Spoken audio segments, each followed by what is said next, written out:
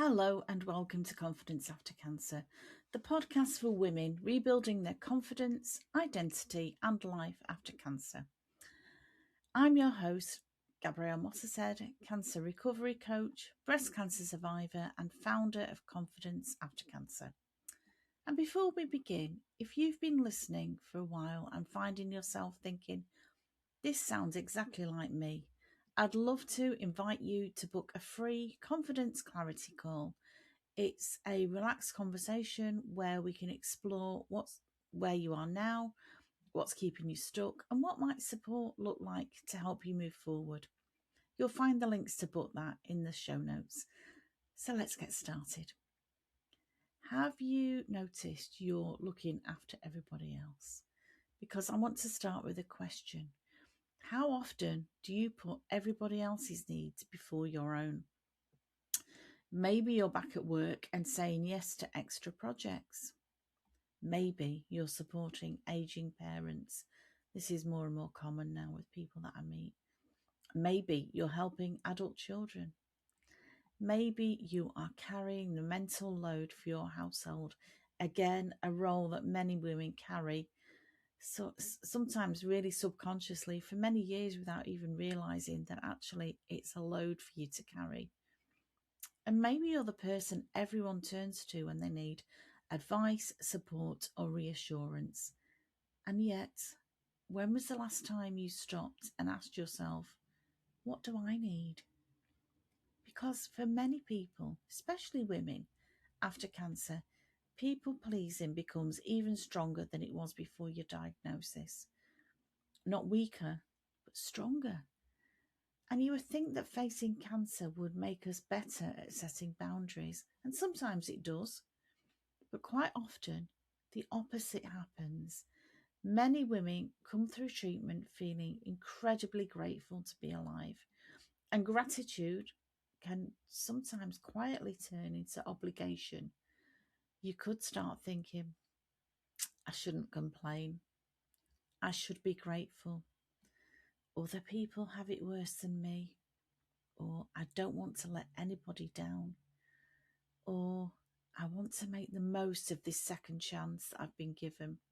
And at first, these thoughts can sound really positive, can't they? But over time, they can become exhausting because suddenly you're trying to be everything for everyone while quietly neglecting yourself.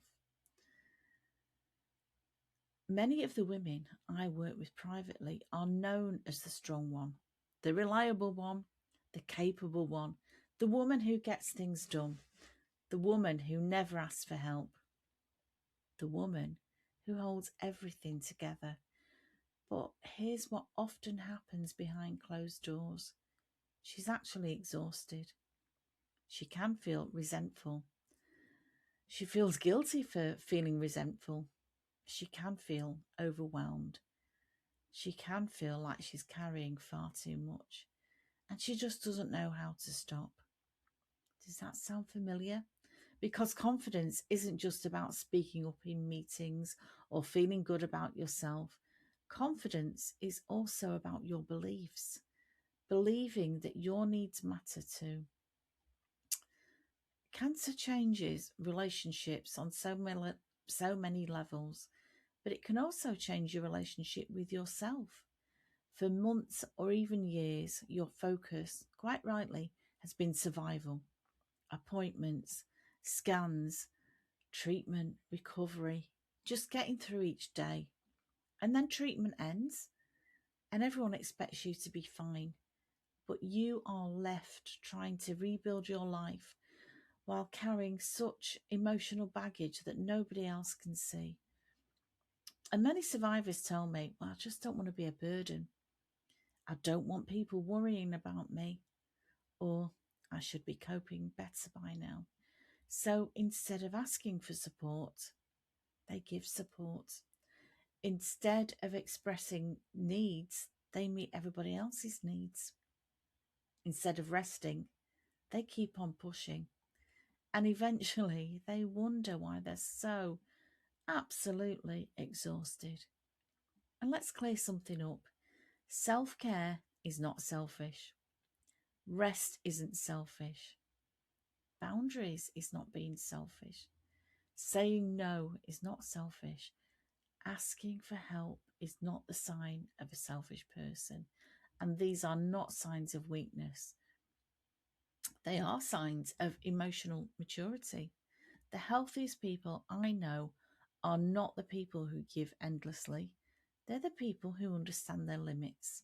Because when you constantly pour from an empty cup, eventually there's nothing left to give, my love. People pleasing after cancer can sound like, I'll just do it myself, or it's easier if I just do it, or I don't want to upset anyone, or I don't want to disappoint them. They've looked after me so well. Or I know I'm tired, but I can just push through. I always do that. And every time you ignore your own needs, you are teaching yourself an important lesson. And that lesson, very subconsciously, is that everybody else matters more than I do. And that is not the message I want you carrying into the next chapter of your life. So instead of asking, what does everybody else need from me? How would it feel if you were to ask yourself, what do I need right now? It sounds such a simple question, but it's really profound. What do I need right now? It sounds simple, but for many women, it's revolutionary because somewhere along the way, they stop being on their own priority list. And the goal of this is not to stop caring about others. The goal is to care about yourself too, equally. This is something I work through regularly with the people that I support privately. Often they arrive believing that they need more confidence. But underneath that confidence issue is something a bit deeper. People pleasing, perfectionism, fear of letting people down, fear of being judged, fear of putting themselves first. And when we start untangling those patterns, something really powerful happens. They stop living someone else's version of life and they start to create a life that genuinely works for them. From going from being a survivor to being a thriver. And that's where confidence starts to grow, not from doing more, but from becoming more authentic, more true to yourself. So as we come towards the end of today's episode, I'd love for you to reflect on this question. Where in your life are you saying yes when your heart is desperately asking for a no? Just sit with that for a moment and you might be surprised at the answer that comes up for you. So if today's episode resonated with you, please remember you're not alone. Many women after cancer find themselves trapped in patterns of people pleasing, overgiving, and putting themselves last. But the good news is these patterns can change. It's like any habit, you can change it if you've got some good strategies and tools and techniques. And if you'd like support doing that, I'd love to invite you to book a free confidence clarity call. And together we can explore where you are now, what's keeping you stuck, and what the next step towards becoming the confident, fulfilled woman you want to be could look like for you. You'll find the link to book that in the show notes. And if you enjoyed listening to this episode, please follow the podcast. It really helps me. Leave a review and share it with another person who might need to hear this message today. So until next time, remember, your needs matter, your voice matters, and you matter too, my love. Stay safe, stay sane, and I shall talk to you very soon. Thanks for listening. Bye-bye.